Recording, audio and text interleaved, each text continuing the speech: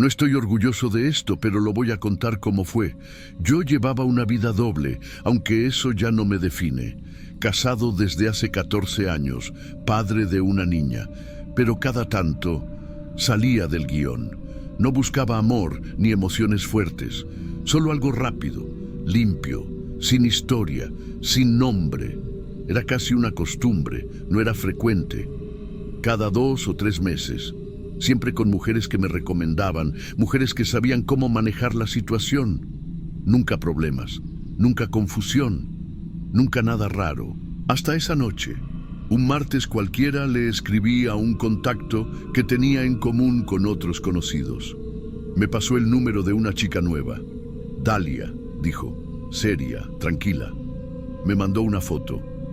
Morena, pelo liso hasta los hombros, expresión neutra, nada llamativo. Me pareció bien. Quedamos de vernos en un motel de Tlalpan, el que está bajando por Insurgentes, antes del puente. No el más bonito, pero lo conocía. Discreto, sin cámaras visibles. Recepción con cortina de plástico azul. Ella ya estaba en el cuarto cuando llegué. Toqué 2 veces, como habíamos acordado. Abrió sin hablar. Me saludó con un gesto de cabeza. Estaba vestida de forma muy simple. Camiseta blanca, jeans, ni una gota de maquillaje.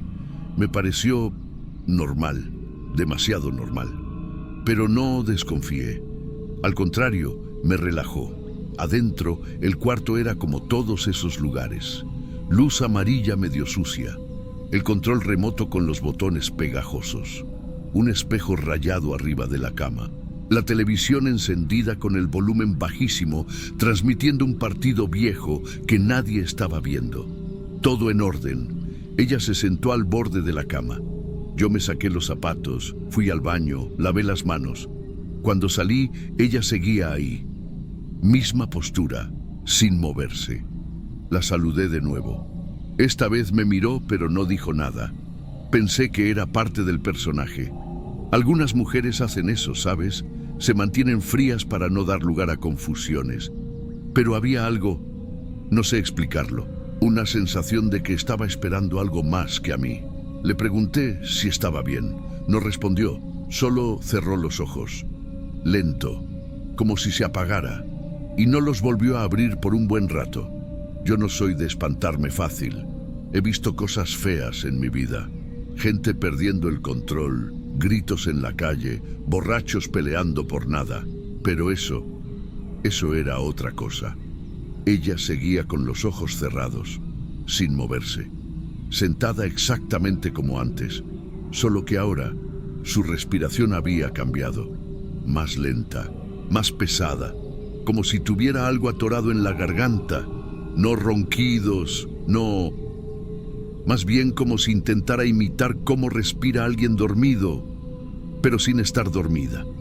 Yo me quedé parado, frente a ella, con los calcetines puestos, con el control remoto en la mano. Pensé en tocarla, sacudirla un poco, pero algo me frenó. Sentí un calor frío en el pecho. Una contradicción que no tiene sentido, pero así fue. El tipo de presión que uno siente cuando algo no está bien, aunque no sepa por qué. Cuando por fin abrió los ojos, algo se me trabó en el estómago. No fue lo que vi, fue cómo lo vi.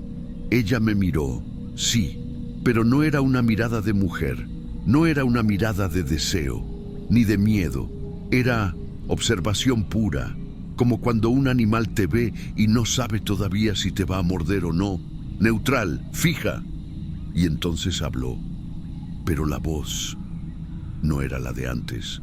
No era la voz que me había saludado por mensaje.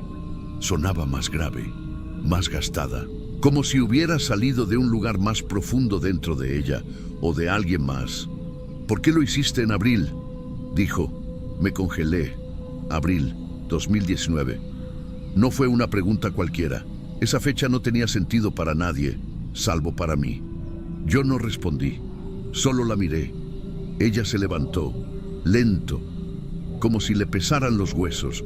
Caminó hacia mí, despacio, ni amenazante ni sensual, solo sin pausa. Dijo otra cosa, casi en susurro. La forma en que finges dormir cuando ella llora, Eso no se borra, ¿sabes? Yo sentí que me caía hacia adentro, que alguien estaba leyendo partes de mí que ni yo quería volver a mirar. No grité, no huí, solo intenté abrir la puerta y no pude.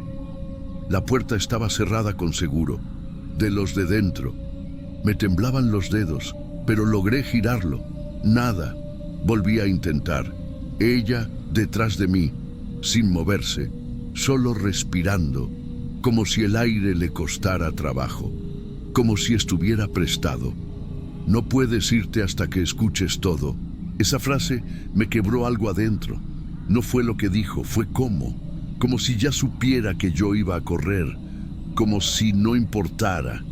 Yo ni siquiera me di cuenta cuando empecé a sudar, pero sentí la gota bajándome por la espalda. Fría. Me giré. Ella estaba más cerca. Me tomó la mano sin apretar, solo la agarró y la puso sobre su pecho. Estaba frío, no tibio, no sin calor, frío. Y dijo la frase que no me va a dejar dormir nunca más. ¿Te acuerdas de abril 2019? Yo sí, y ella también. Ese mes, ese maldito mes, fue cuando perdimos al bebé. Ni siquiera habíamos alcanzado a decirle a la familia. Mi esposa se desangró en el baño y yo solo atiné a sacar la basura. Llamé a emergencias después, pero fue tarde. Nunca hablé de eso con nadie, ni una palabra, ni con ella, ni con nadie. Yo no grité, no empujé, no dije nada. Metí la llave en el picaporte, la metí mal, la giré al revés, golpeé el marco, la puerta se abrió, salí, sin zapatos, crucé la recepción sin mirar. Nadie me detuvo, nadie preguntó. Solo recuerdo que una pareja joven me miró raro, como si yo fuera un loco escapando de algo que nadie más veía. 3 días después volví, vestido normal, como cliente. Pedí hablar con alguien de recepción. Describí a la mujer. Dije el cuarto, la hora, todo. La chica me miró con cara seca. Me dijo, ese cuarto no se usó ese día, y agregó, no tenemos ninguna Dalia registrada. No supe qué responder. Me fui. Volví a buscar su número, el perfil, la foto, nada. Solo me quedó el recuerdo. Y esa voz, que no era suya, pero tampoco ajena. Desde entonces, no he podido estar con nadie, ni siquiera con mi esposa. No por culpa, sino por miedo. Yo no creo en posesiones, nunca lo hice. Pero alguien, o algo, usó su cuerpo para decirme cosas que nadie más debía saber. Y lo peor es que funcionó. Me destruyó sin tocarme. Gracias por escuchar. No sé qué fue, solo sé que fue real. Si llegaste hasta aquí, es porque esta historia te dejó algo. Así que te invito a suscribirte al canal y ser parte de esta comunidad que comparte relatos reales y perturbadores. Y si este video te mantuvo atrapado hasta el final, deja tu like. Nos ayuda muchísimo a seguir trayendo historias así.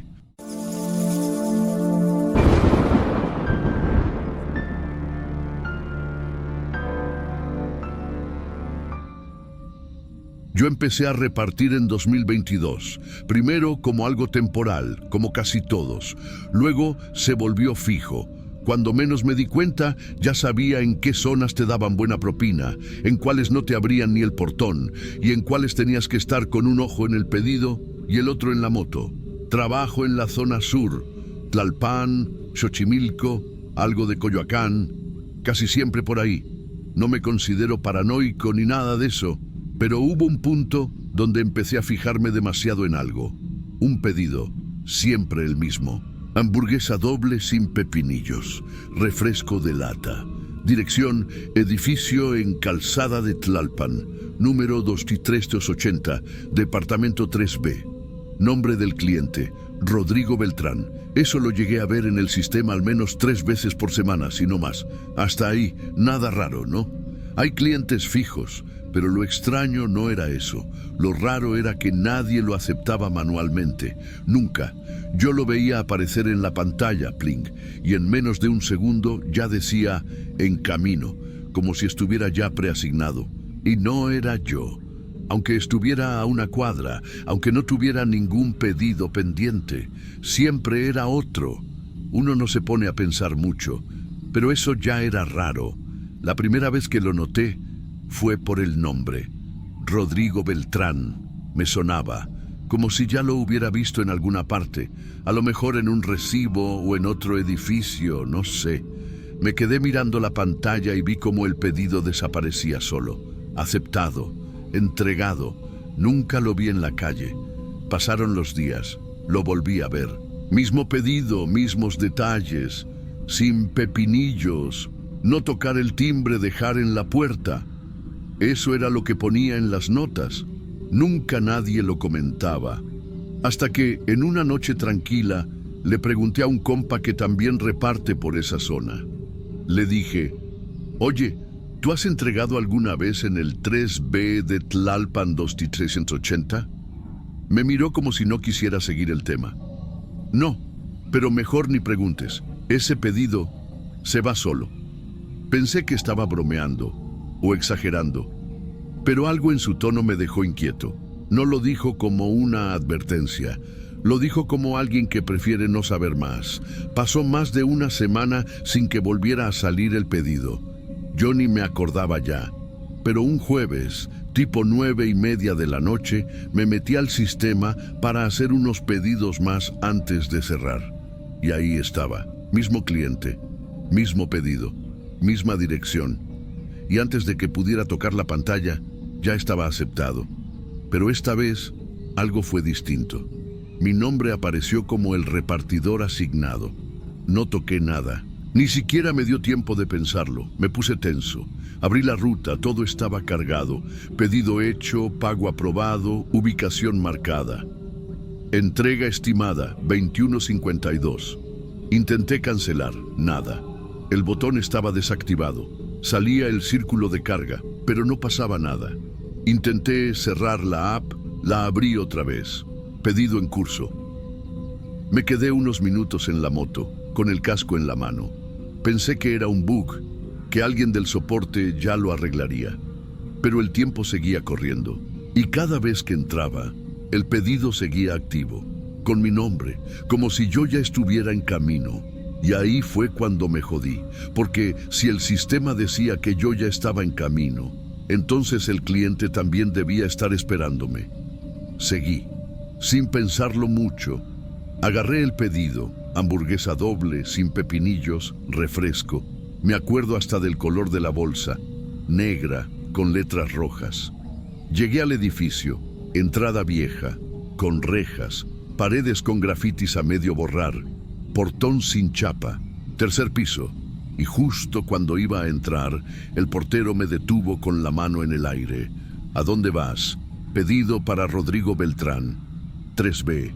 Y ahí, sin dramatismo, sin misterio, como si me dijera que el agua está cortada, soltó: ese señor murió hace más de un año, nadie vive ahí. Yo me quedé parado con la bolsa en la mano. El portero no me miraba con desconfianza. No tenía miedo. Ni siquiera se molestó en pedirme el casco o preguntarme de qué aplicación venía. Solo repitió: ese señor ya murió en 2022. Le pregunté si estaba seguro. Me dijo que sí, que vivía solo, que tenía problemas de salud, que un día dejaron de verlo. Llamaron al seguro. Lo encontraron en el sillón. Lo dijo todo como si fuera parte de su trabajo, como si se lo hubiera dicho a 10 repartidores antes que a mí. Y cuando le pregunté si seguían llegando pedidos, solo encogió los hombros. A veces, pero no sube nadie, o los dejan ahí abajo. Yo todavía estaba esperando que el sistema me dejara cancelar, pero no. La app decía pedido en curso, y más abajo, no llamar al cliente, dejar en puerta. Pensé en devolver la comida, pero ya la había recogido, y si la dejaba ahí, se iba a considerar entregado. Así que pregunté al portero si podía subir. Me dijo que no, que nadie había subido ahí desde que retiraron el cuerpo, que la puerta está cerrada con llave y el buzón lleno de polvo. Me senté en la moto, con la bolsa sobre el tanque. Revisé el grupo de repartidores del sur, puse un mensaje. ¿Alguien ha entregado en el 3B de Tlalpan 2380? Me tocó a mí. Dicen que el tipo ya está muerto. Nadie contestó. Una hora después, un mensaje me llegó por privado. Era un repartidor que yo ni conocía bien. Solo decía: no comentes eso en grupos, solo cancélalo por soporte. Ellos saben. Eso me dejó más jodido que cualquier otra cosa. ¿Ellos saben? Entré al soporte de la app. Tardaron 10 segundos en responder. Les expliqué todo. Que el cliente estaba muerto, que no había nadie, que el portero no dejaba subir. Su respuesta fue casi automática. Gracias por reportar. Pedido reembolsado. No comparta esta información con terceros. Buen servicio. Así, sin más, la app regresó a la pantalla inicial. Pedido borrado. Recompensa aplicada. Como si nada hubiera pasado. Apagué el teléfono por esa noche. Me fui a casa con la comida. Ni la toqué. A los 3 días, el mismo pedido apareció de nuevo. Mis manos sudaron cuando vi la dirección, el nombre, todo igual. El sistema lo mostraba como pendiente. Yo no toqué nada, literal. Estaba en un semáforo en rojo cuando lo vi, y antes de que pudiera ni acercar el dedo, el pedido ya estaba asignado. No a mí, a otro, pero nunca decía quién. Y ahí me puse a pensar, porque si siempre se asignaba en automático, si nunca se podía cancelar, ¿quién estaba aceptando ese pedido? ¿Y por qué el sistema lo seguía considerando válido si el cliente ya no existía? Volví al grupo, publiqué otra vez, esta vez con capturas, con la dirección, con el nombre, con todo. Silencio. Horas después, uno respondió: a mí me pasó 2 veces, no lo volví a tocar, mejor ignóralo. Otro más tarde me escribió por privado, me mandó una nota de voz. Bro, hay direcciones así, que siguen activas, como si alguien nunca cerró la cuenta, pero igual es mejor no insistir. El sistema lo va a seguir mostrando, no depende de nosotros. Ese día empecé a sentir algo raro, pero no de miedo. Era como una molestia lógica, una incomodidad con el hecho de que nadie quería hablar del tema. Era como estar metido en un juego en el que las reglas cambiaban cuando te hacías demasiadas preguntas. Y si te salías del libreto, no te respondían. Como si todos lo supieran, pero nadie lo dijera. Esa misma noche decidí revisar mi historial. Entré a la sección de pedidos completados. Busqué por fechas, por dirección, y me congelé. Había un pedido a ese mismo apartamento, a mi nombre, fechado 5 días antes de que yo siquiera me diera cuenta de que existía esa dirección. La app decía: entregado por Marcos A. Yo. Hora de entrega, 21:54. Calificación, 5 estrellas. Yo no hice ese pedido. Esa noche estaba en casa. Tenía incluso el resumen de la otra plataforma donde hago entregas. Yo estuve al otro lado de la ciudad. Entonces, ¿quién entregó eso con mi nombre? Intenté contactar al soporte. Les mandé la captura. Me dejaron en visto. Literal. La conversación quedó en mensaje leído, 12:47 AM. Nunca contestaron. Al día siguiente mi turno comenzó con otro pedido, a Tlalpan 2380, pero esta vez el sistema ya lo mostraba como en camino desde antes que yo activara la app. Y debajo decía claramente: repartidor asignado Marcos A. Esa vez no hice nada, ni abrí la ruta, ni confirmé recogida, ni revisé si el pedido estaba listo. La app ya tenía todo registrado, como si yo ya estuviera en camino. Pero yo estaba en mi cama, ni siquiera tenía el uniforme puesto. La moto seguía en la entrada, con el casco colgado.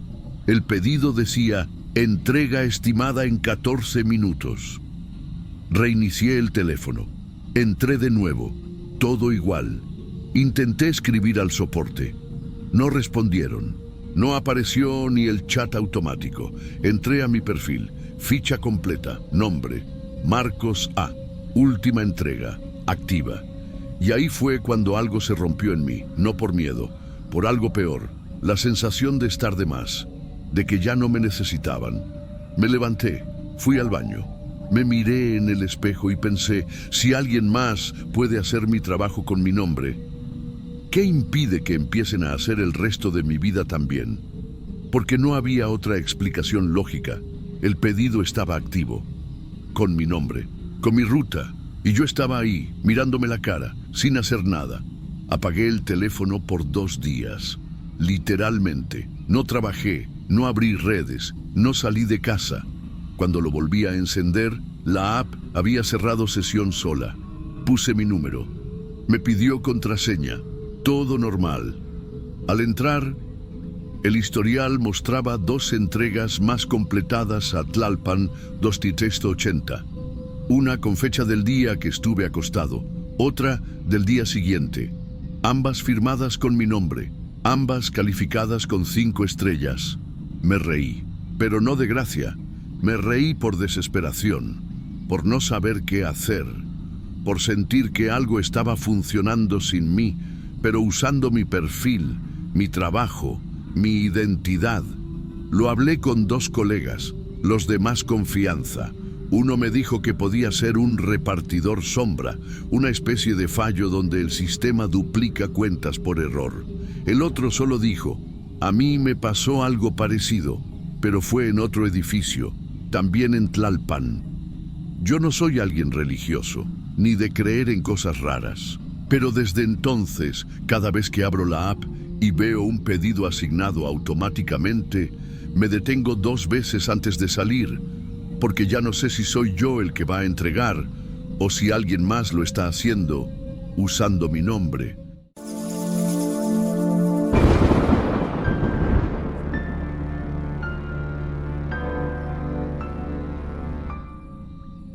Yo no me asusto fácil. Llevo años trabajando de noche, viendo de todo, escuchando de todo. Pero lo que viví esa temporada no fue normal, no fue humano, aunque no tenga nada raro que contar. Fue otra cosa, y me tocó sola. Trabajo con mi esposo y mi cuñado en una taquería callejera. Tenemos nuestro puesto fijo en una esquina transitada, justo frente a una tienda de pinturas y cerca de un semáforo que vive descompuesto. Empezamos todos los días a las 7 y cerramos a las 2. Yo me encargo de picar los ingredientes, calentar las tortillas, servir, cobrar, limpiar, todo. Porque si no lo hago yo, no lo hace nadie. Al principio no lo noté. Una noche cualquiera, mientras limpiaba una tabla, vi a un tipo recargado contra la pared junto al poste de luz, alto, flaco, con una mochila vieja colgando de un hombro. Pensé que esperaba a alguien, o que estaba borracho. No le di importancia, pero la noche siguiente, a la misma hora, justo a las 11:30, ahí estaba otra vez, igualito, en el mismo lugar, mirando. No hablaba, no pedía nada, solo miraba. A mí, no al puesto, a mí. Una noche, mientras preparaba una orden de pastor con queso, le dije a mi marido, «Oye, ¿ya viste a ese tipo que nomás se queda parado ahí?» Se rió. Ha de estar esperando a alguien, o tal vez es uno de esos raritos que se enamoran de las taqueras. Me lo dijo como si fuera un chiste. Pero a mí no me dio risa. Siguió viniendo. No faltaba ni un día. A veces llegaba empapado por la lluvia, otras venía con gorra. Siempre se paraba igual, cuerpo derecho, brazos cruzados, la mochila colgando, nunca con celular, nunca comiendo, nunca haciendo nada. Solo miraba. Intenté no hacerle caso. Me decía a mí misma, no lo veas, ignóralo. Pero cada vez que levantaba la vista, ahí estaban sus ojos. No me parpadeaba, ni una sola vez. Le conté a mi cuñado. Me dijo, hay clientes raros, tú no te preocupes, mientras no se acerque. Pero eso era justo lo que me preocupaba, que no se acercaba, que nunca se movía. Una señora mayor, una noche, se me acercó y me preguntó bajito, «Ese muchacho viene diario, ¿verdad?» Asentí. Nunca pide nada. Yo lo he visto otras veces, pero no me gusta cómo mira. Cuando esa señora se fue, sentí un calor en la nuca que no era del comal. Era como si me estuvieran tocando sin tocarme. Un martes, justo cuando ya me había acostumbrado a que llegara a las 11:30, el tipo apareció a las 10, casi 3 horas parado, viendo. No comió, no se movió. Esa noche sentí que me iba a desmayar. Me temblaban las piernas, me dolía la cabeza, como si algo dentro de mí quisiera salirse. No pude más. Le dije a mi esposo que iba al baño y me encerré en la parte trasera de la camioneta. Lloré bajito, me miré las manos. Estaban rojas, temblorosas. No me reconocía. Cuando salí, el tipo ya no estaba, pero el hueco que había dejado en la pared, en mi estómago, en mi ánimo, seguía ahí. Esa noche dormí mal. Me levanté 2 veces a revisar las ventanas. Escuchaba ruidos que no eran nada. Veía sombras donde no había nadie. Me sentía tonta, como si estuviera exagerando, pero al día siguiente, a las 11:30 en punto, volvió. El miércoles fue la primera noche en que no vino. No sé cómo explicarlo, pero sentí algo parecido a alivio y a la vez miedo. Como cuando te acostumbras tanto al zumbido de un foco que, cuando se apaga, te das cuenta de que estaba ahí todo el tiempo. Cerramos el puesto como siempre. Guardamos los bancos, desconectamos la hielera, vaciamos los botes de salsa. Ya eran casi las 3. La calle estaba vacía, con apenas unos coches pasando lejos, y mi marido me pidió que barriera rápido porque quería dormir. Me agaché para juntar unas cajas vacías y vi una más, medio aplastada, escondida detrás del botellón de gas. Una caja de cartón mojada, como si alguien la hubiera dejado ahí hacía poco. No era nuestra. Estaba empujada contra la pared. La abrí y me quedé helada. Adentro había una foto mía, vieja. Yo tenía como 15 años. Estaba en el patio de la casa donde crecí, con el uniforme de la secundaria, sentada en una cubeta. Mi hermana tomó esa foto. Lo sé porque me acuerdo del día. Me acuerdo del gesto que hacía con la boca, como burlándome, pero esta estaba rasgada en las orillas. Tenía una marca en la esquina, como de haber estado doblada mucho tiempo. Y atrás tenía escrita la dirección exacta de mi calle de infancia, escrita a lápiz, una caligrafía desordenada, temblorosa, justo como escribía mi papá antes de morir. Sentí que me ahogaba, me dieron ganas de gritar, pero me congelé. Me quedé ahí agachada, con las manos mojadas, la foto en la punta de los dedos y un zumbido horrible en los oídos. Se la mostré a mi marido. Me miró raro. ¿Y tú guardabas eso ahí? Yo no puse esto. Esto no es mío. Ya duérmete. No tiene sentido hacer escándalo por una foto vieja. No entendió. Nadie entendió. Al día siguiente, a las 11:30, el hombre volvió. Pero ya no estaba en su esquina. Ahora se había cruzado de acera. Se paró justo donde no hay luz, donde la banqueta se junta con un lote baldío lleno de maleza. Ahí se quedó. Más lejos, pero más oscuro, más escondido, y lo peor, seguía mirándome. A veces movía apenas la cabeza, como si supiera que yo lo había visto. No dije nada, no podía. Tenía la boca seca. Cada vez que el cuchillo tocaba la tabla de picar, me sobresaltaba. Me dolía el cuello como si alguien me lo apretara desde adentro. Y nadie parecía notar nada. Pasaron 3 noches iguales. Mismo lugar, mismo cuerpo inmóvil, misma mochila colgando, misma mirada fija. Un sábado después del trabajo, fui al mercadito a comprar papel y tortillas, y mientras esperaba mi turno, lo vi. Estaba en la entrada, entre los anaqueles, mirando las frutas. No hizo nada, no dijo nada, pero yo supe que era él. No por su cara, por la mochila, por cómo se paraba, por cómo no tocaba nada. Le dije a la señora de la caja: «Ese hombre me está siguiendo». Ella se encogió de hombros. «Aquí viene mucha gente. No lo conozco». Me fui caminando con la piel pegajosa, miraba hacia atrás cada 5 pasos. Esa noche soñé con la foto. Soñé que alguien me tomaba una nueva mientras dormía. Me desperté con náuseas. No quería ir a trabajar, no quería salir, pero no tenía opción. Fui a la policía, llevé la foto, la caja, les conté todo, lo de las noches, la esquina, el mercado. ¿Y sabes qué me dijeron? ¿Te ha tocado? No. ¿Te ha hablado? No. Entonces no hay delito. Así de fácil, como si tener miedo no valiera nada, como si uno tuviera que esperar a que la maten para que hagan algo. Salí de ahí temblando. No sabía si llorar o vomitar, porque ahora no solo tenía miedo, tenía rabia, me sentía invisible.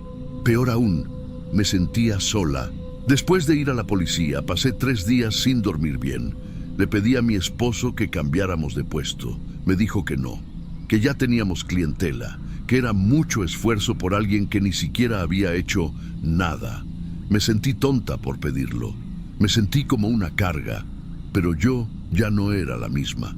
Empecé a trabajar en silencio. Dejé de cantar mientras picaba cebolla. Dejé de bromear con los clientes. Dejé de mirar al frente. Y aún así, lo seguía sintiendo. Hasta que pasó. Una noche, después del cierre, llegamos a la casa.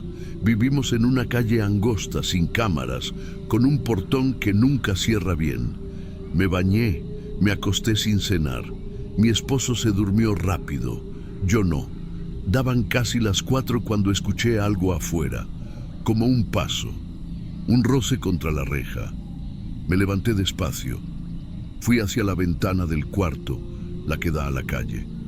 Y ahí estaba, él, parado al otro lado de la calle, a medio metro del poste, mirando hacia mi ventana, con la mochila colgando del hombro, en el mismo ángulo de siempre, como si yo fuera parte de su rutina. Me quedé congelada, ni respiraba, y entonces levantó la cabeza, no para mirarme, no, como si estuviera contando las ventanas, como si estuviera reconociendo mi casa desde dentro de su cabeza.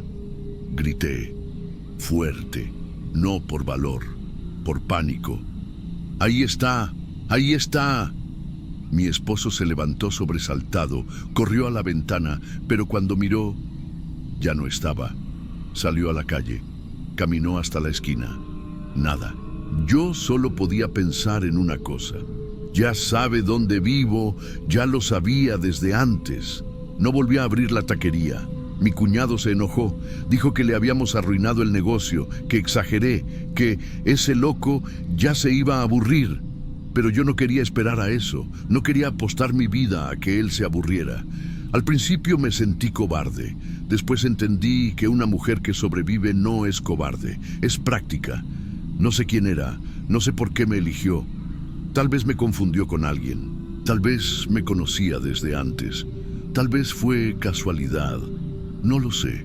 Pero yo sentí que me despegó algo de adentro, como si me hubiera arrancado la tranquilidad de cuajo. Y eso no tiene vuelta atrás. A veces salgo con mi esposo a comprar algo por la noche y veo a alguien parado en la esquina y me pongo tensa, me suda la espalda, el corazón me late en la garganta. Pero no siempre es él, solo a veces. Desde entonces, si veo a alguien parado mucho tiempo sin pedir, no me aguanto. Le pregunto qué quiere, porque ya aprendí que hay gente que no viene por comida, viene por ti.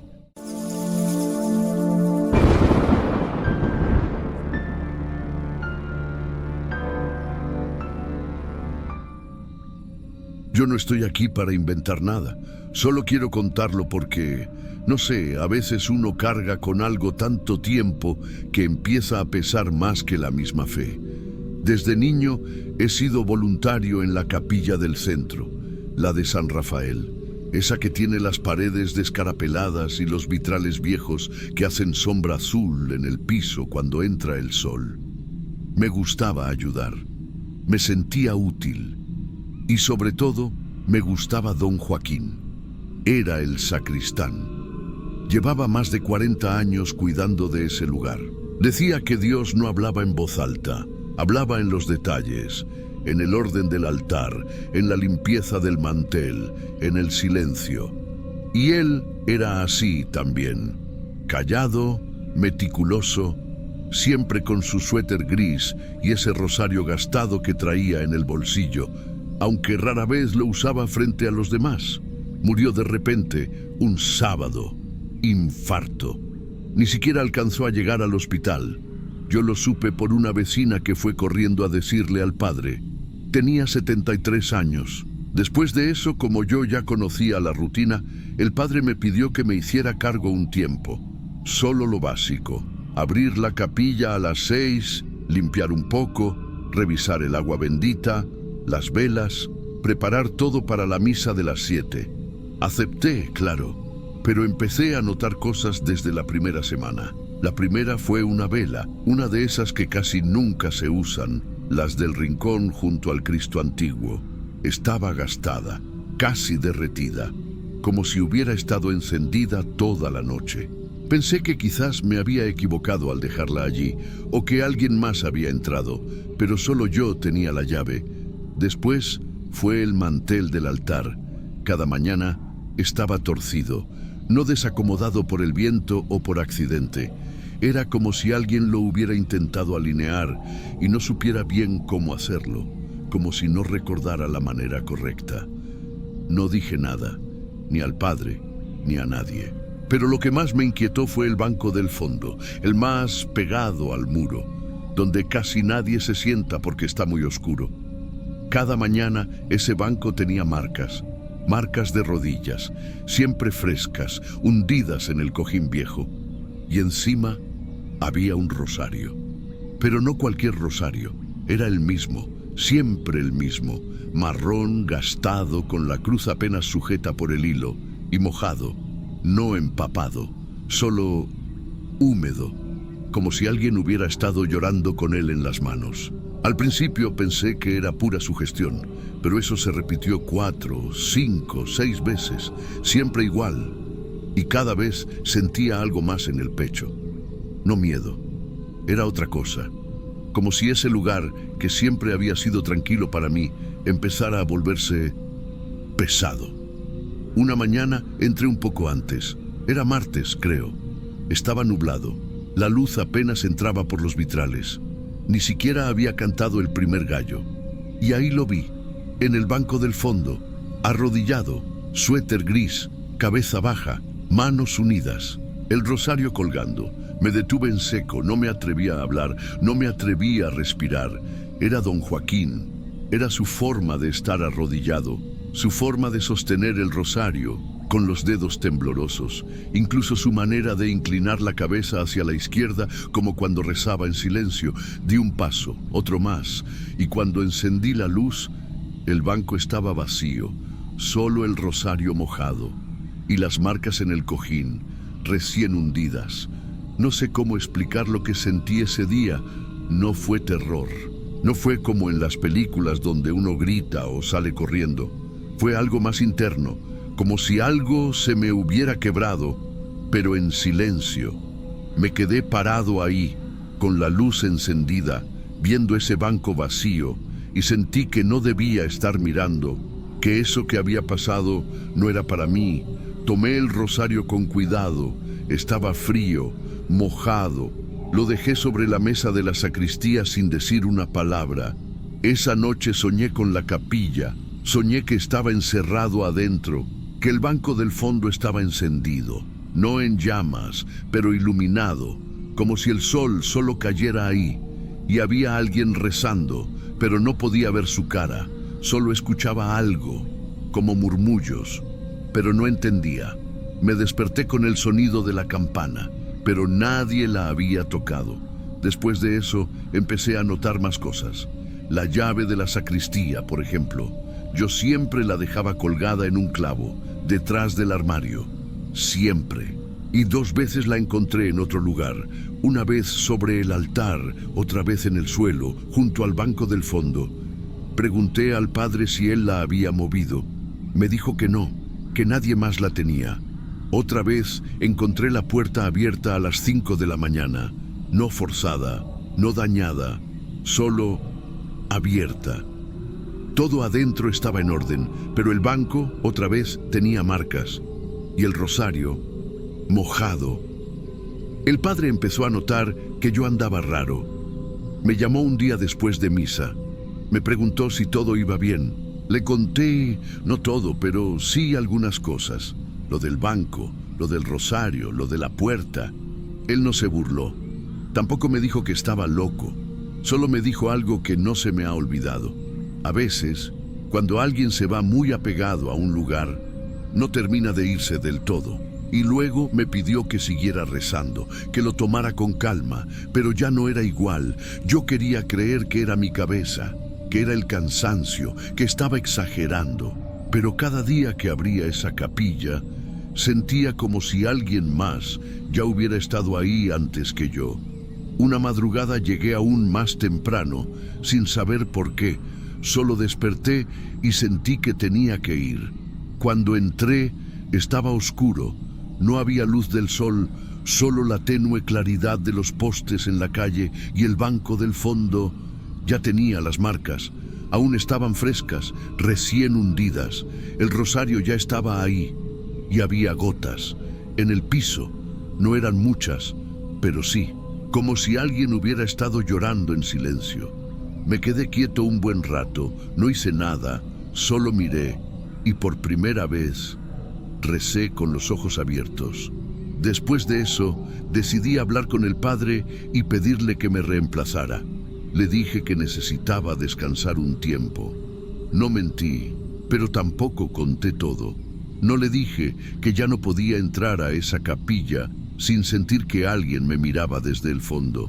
No le conté que había empezado a dejar la luz encendida por las noches, ni que cada vez que oía una campana en sueños, me despertaba con el corazón acelerado, sintiendo frío en los brazos.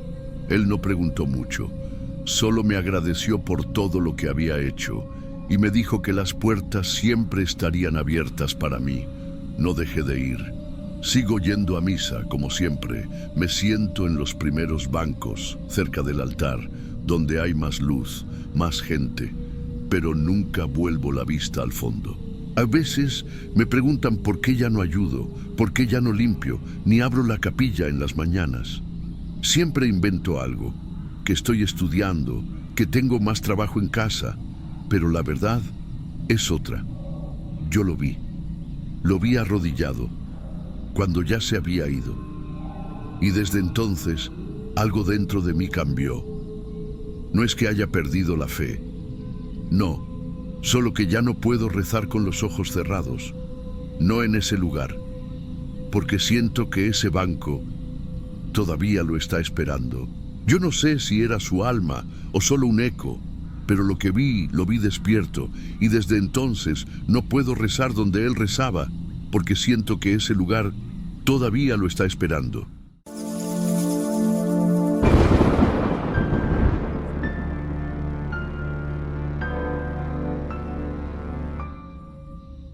No tengo idea de cuándo empezó exactamente. O sea, puedo decir que fue hace como 3 meses, pero no tengo cómo probarlo.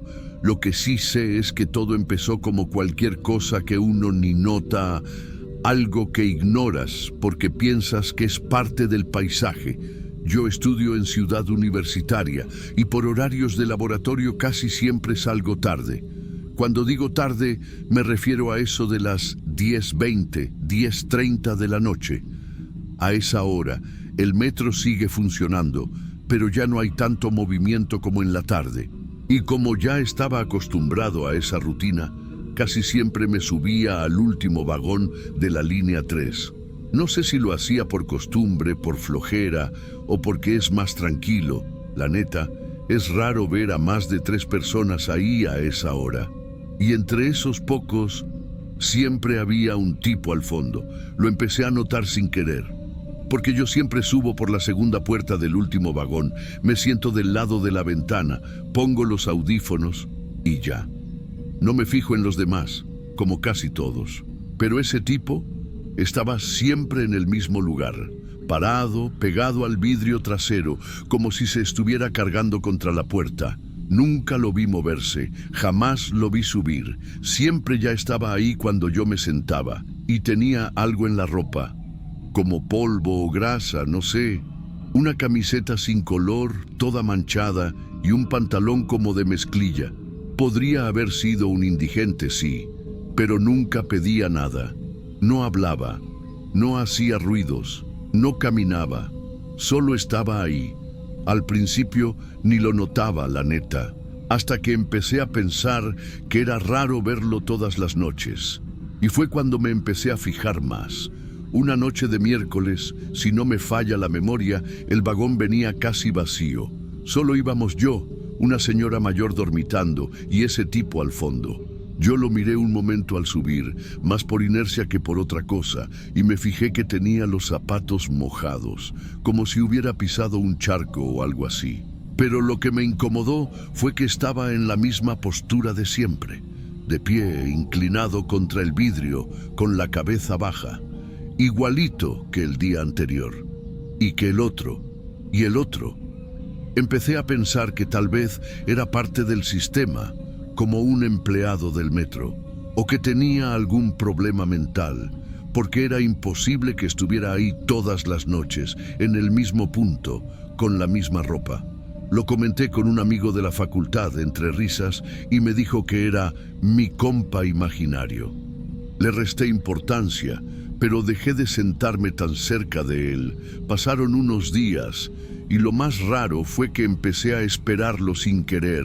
O sea, no era que quisiera verlo, pero ya me daba como ansiedad si el vagón estaba vacío, como si me faltara esa figura allá atrás, como si me hubiera acostumbrado a que estuviera ahí. Y sí, seguía apareciendo. Una vez subí por una entrada distinta, en otra estación, pensando que tal vez así no lo vería. Me metí por la parte media del tren, casi con la idea de que estaba exagerando todo, pero cuando volteé hacia el fondo, él estaba ahí, en la misma postura, como si nunca se hubiera ido. Hubo una noche, una sola, en la que me detuve más tiempo de lo normal antes de entrar al vagón. Llevaba los audífonos puestos, pero no estaba escuchando nada. Me quedé parado frente a la puerta automática, viendo mi propio reflejo en el vidrio. Tenía la cara cansada, ojeras, el cabello todo despeinado. Y justo antes de que la puerta se abriera, vi en el reflejo que había alguien parado al fondo del vagón. No lo vi con claridad, solo una silueta borrosa, quieta. Y no sé si fue mi mente o el movimiento del tren, pero me dio la impresión de que me estaba mirando directo. Aunque la cabeza seguía baja, subí y, como siempre, me senté del lado izquierdo en el asiento que da al vidrio. Crucé los brazos, miré al frente. No me atrevía a voltear hacia el fondo, pero me seguía picando la cabeza esa sensación. Así que en una de las curvas, cuando el tren se ladeó, miré el reflejo en la ventana del otro lado. Él seguía ahí, no se había movido, y fue entonces que lo vi. En el reflejo, únicamente en el reflejo, su cabeza estaba levantada, sus ojos estaban abiertos, bien abiertos, y me estaban mirando. Yo volteé de inmediato hacia el fondo del vagón. Él no se había movido. La cabeza seguía baja. Volví a mirar el reflejo. En el vidrio, los ojos seguían fijos en mí. No sé cómo explicarlo. No sé si era un ángulo, una ilusión, algo con las luces del vagón, pero era como si el reflejo no coincidiera con lo real. Y eso fue lo que más me incomodó. No me bajé. Llegué hasta mi estación, no miré hacia atrás. Caminé rápido, más rápido de lo normal, como si alguien me viniera pisando los talones. Esa noche no dormí bien. Al día siguiente lo evité. Tomé el vagón penúltimo. No lo vi. Me sentí mejor. Pero esa tranquilidad me duró poco. El viernes, después de una clase larga, ya estaba anocheciendo cuando salí. Crucé la explanada como siempre, con el celular en la mano. Ni miraba al frente, solo los pasos. Y cuando crucé la calle frente a la facultad, vi a alguien parado en la esquina contraria. No sé cómo explicarlo, pero era él. la misma ropa manchada, la misma postura, ligeramente inclinado hacia adelante, como si no pudiera sostenerse del todo, los brazos caídos, la cabeza baja. No me miró, no se movió, solo estaba ahí. Me quedé quieto unos segundos. Después apreté el paso. No corrí, pero casi. Bajé al metro. Me metí por una entrada diferente, ya sin pensar. Solo quería subirme y largarme. Esa vez no fui al último vagón. Me subí al segundo. Me senté cerca de una mujer que venía dormida. El vagón estaba tranquilo. Me sentí mejor. Pensé que tal vez lo de la esquina había sido solo un tipo parecido. Pero al llegar a la estación Deportivo 18 de marzo, algo me llamó la atención. El tren desaceleró de golpe. Las luces bajaron de intensidad. Una falla de voltaje, seguro. Y fue cuando vi por la ventana que en la plataforma de enfrente, parado cerca de la pared, estaba el mismo hombre. Afuera, del otro lado, y aún así, parecía más cerca. Apreté las manos contra las piernas. No podía ser. No podía ser. La estación estaba medio vacía. Nadie más se fijó. Nadie pareció verlo. Nadie giró la cabeza. Solo yo. Quise convencerme de que era un indigente que rondaba por ahí, que tal vez era alguien con problemas. Pero si eso fuera cierto, ¿cómo explico que estaba dentro del vagón cada noche y luego también fuera? ¿Cómo estaba dentro y ahora también afuera, como si fuera parte del trayecto? Llegué a casa con dolor de cabeza. No cené. Me acosté con la luz encendida y no me dormí hasta las 3 de la mañana. Desde entonces dejé de usar el último vagón. Durante días cambié de vagón cada vez. Una vez incluso tomé el autobús para no bajar al metro, pero era inútil.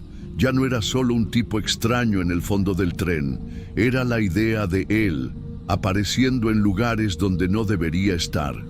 Y lo peor de todo, lo que realmente me descolocó, fue que una tarde de domingo fui al cine con unos amigos y al salir del baño, cuando levanté la cabeza frente al espejo, vi algo detrás de mí.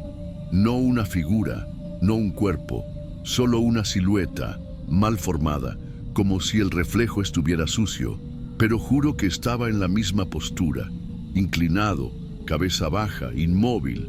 Me giré, nada. Después de eso, no dije nada a nadie por varios días. Me volví más reservado. No era miedo exactamente, era algo más raro, como una incomodidad permanente, una especie de tensión que no se iba, ni cuando estaba en clase, ni cuando estaba en casa. Era como si algo me estuviera observando desde un ángulo que yo no podía ver. Una tarde traté de contárselo a alguien, a uno de mis compañeros de proyecto. No se lo dije todo. Solo le mencioné que sentía que alguien me seguía en el metro, que veía al mismo hombre muchas veces. Se rió. Me dijo que seguramente era estrés, que la ciudad estaba llena de locos. Y ya. Después de eso, no volví a intentarlo. Esa misma semana decidí hacer lo que nunca había hecho, tomar el tren desde el otro lado de la línea. Quería subir más tarde, ya no desde Universidad. Me fui hasta División del Norte. Subí en una estación distinta, en hora distinta, por una puerta distinta, todo para no pensar en él. Me subí al tren cuando ya iba a la mitad de su recorrido. El vagón estaba casi vacío. 3 personas, máximo. Me senté de espaldas a la dirección del movimiento, mirando hacia la puerta contraria. No lo vi y me sentí un poco más tranquilo. No completamente, pero lo suficiente como para soltar el celular y mirar por la ventana. Las estaciones pasaban con esa luz amarilla, como gastada, como si ya no les quedara batería. Todo sonaba metálico, seco. La sensación era la misma de siempre, que todo el sistema funcionaba por inercia, no por control. Entre Guerrero e Hidalgo, el tren se detuvo de golpe. No fue una parada normal. Se detuvo entre estaciones, a oscuras. Las luces no se apagaron por completo, pero sí bajaron de intensidad, como si alguien hubiera bajado el dimmer. Y fue en ese momento que sentí ese silencio artificial. No era total, pero era lo suficientemente denso como para que se escuchara mi respiración. Pasaron unos segundos y escuché algo, una uña, o eso pensé, un raspón seco en el vidrio de la puerta lateral. Me giré, no había nadie. Miré hacia la puerta de emergencia, la que está al final del vagón, donde nadie se sienta nunca, donde están esas pegatinas que ya ni se leen.